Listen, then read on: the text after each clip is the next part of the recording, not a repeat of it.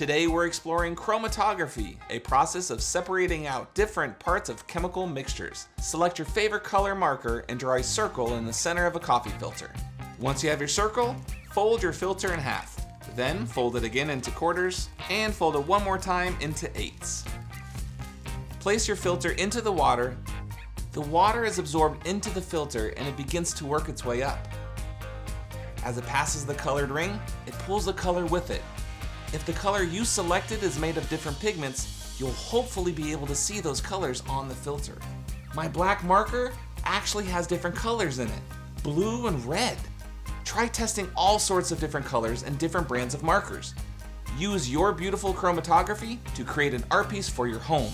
And remember, until next time, keep learning full steam ahead.